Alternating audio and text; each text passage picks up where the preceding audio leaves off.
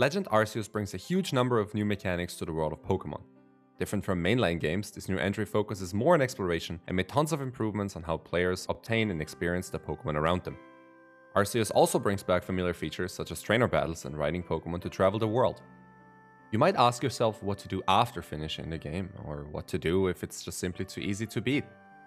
The franchise has always been about making the game your own experience, and that is why some players developed a new way of playing the game. By following self-imposed rules and with that restricting gameplay, it is a Nuzlocke's goal to drastically increase the game's difficulty and transform this kids-friendly series into a Souls-like beast to conquer.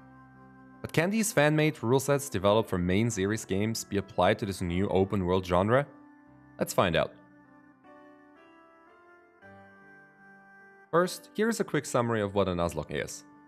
There are two simple rules. If one of your Pokemon faints, it is considered to be dead. In order to enforce this rule, some players will release their fallen friends, others will dump them into the first ditch they see. No takesies backsies. The second rule limits the amount of Pokemon you can obtain during a playthrough. Only the first Pokemon in each route can be caught. If it faints or anyone flees the battle, there are no additional shots. It's as simple as that. These two rules combined can already create a pretty challenging experience. But after a while, players started coming up with more and more rules to make the games incredibly hard to beat. Before we jump into which of those rules can be directly translated to Pokemon Arceus, which need to be adjusted, and which ones are completely unique to the game, we need to find the conditions to win or lose a Nuzlocke.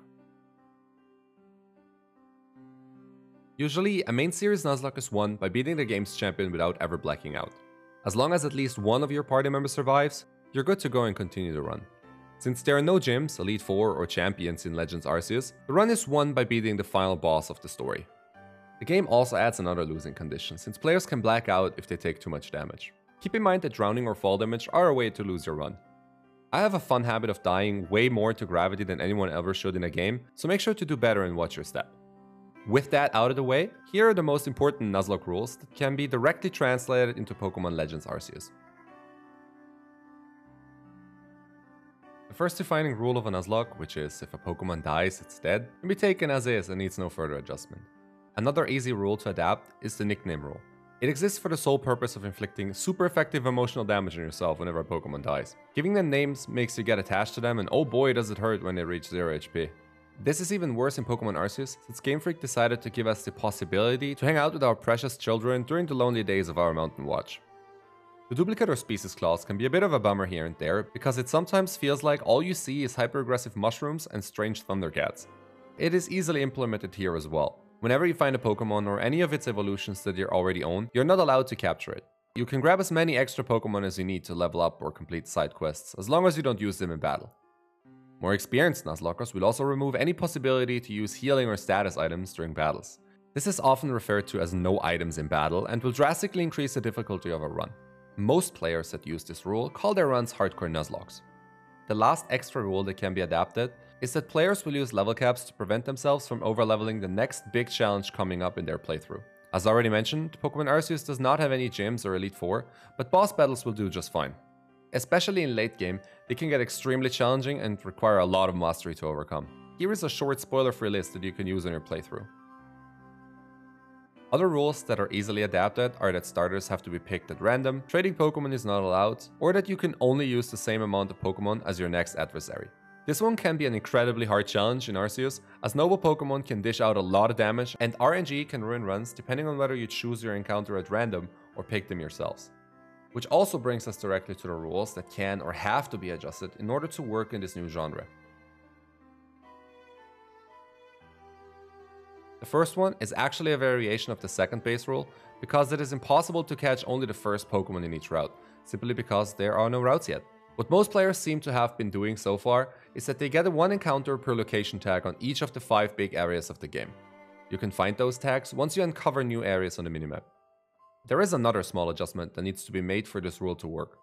Catching only the first Pokemon of a location tag can be hard due to the fact that the story will force you to sometimes catch certain Pokemon before allowing you to progress. Feel free to skip those so-called story encounters and look for a Pokemon as soon as you're free to roam around.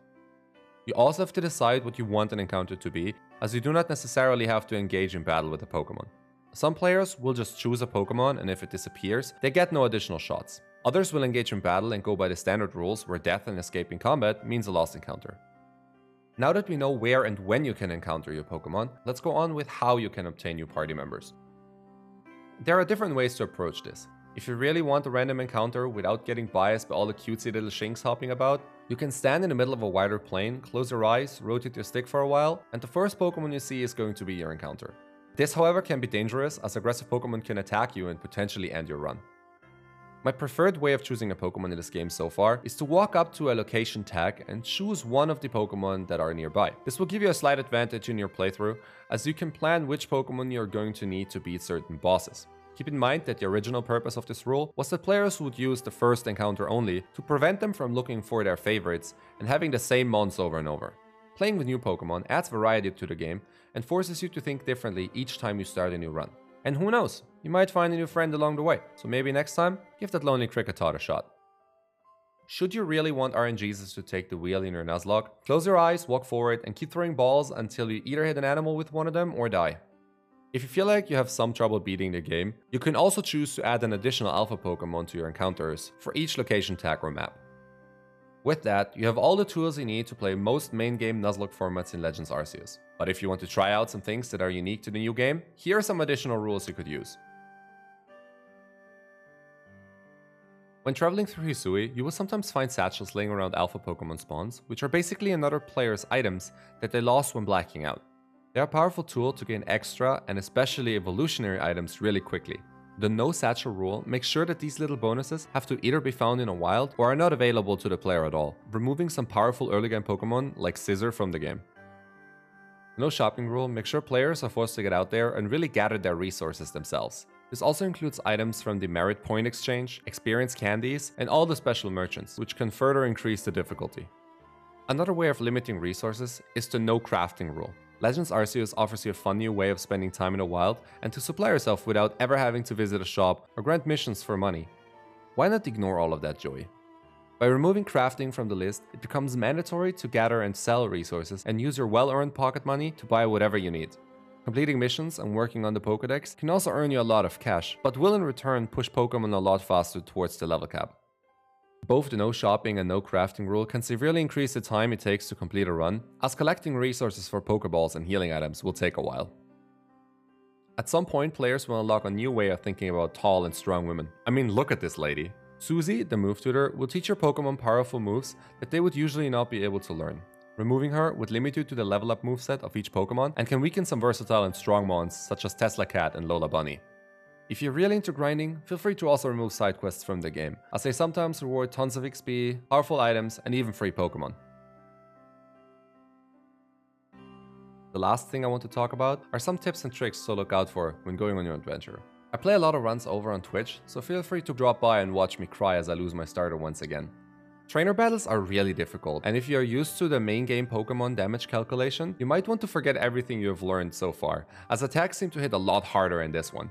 They also sometimes happen out of the blue, with multiple fights in a row, so make sure to be ready when approaching those deadly main quest markers. Fights are not the only terrifying thing to keep on your radar. Alpha and Noble Pokemon battles grow increasingly stronger the further you get into the game, and they require not only combat, but also dodging skills. Make sure to bring out your inner Dark Souls main character for this one, and roll as if your life depends on it, because it literally does, trust me.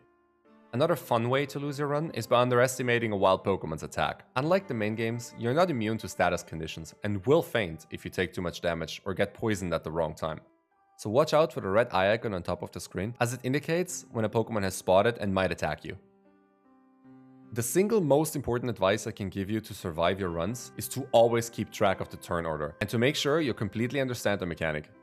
Keep in mind that switching in Pokemon doesn't always mean you cannot get attacked right away, and taking out a trainer Pokemon can result in you immediately taking a hit. Use the different fighting styles to manipulate the turn order in your favor, and if things get tough, be prepared to sacrifice one of your team members to live another day. There are a lot of location tags in the game. Use map markers to remember which of them you can still get encounters in, or which you already completed. It can become really hard to keep track of everything due to some early game locations unlocking with late game content. Finally, remember to do side quests and complete missing Pokédex entries if you ever find yourself short of items or experience before a big trial. And with that, thank you for watching, and good luck out there.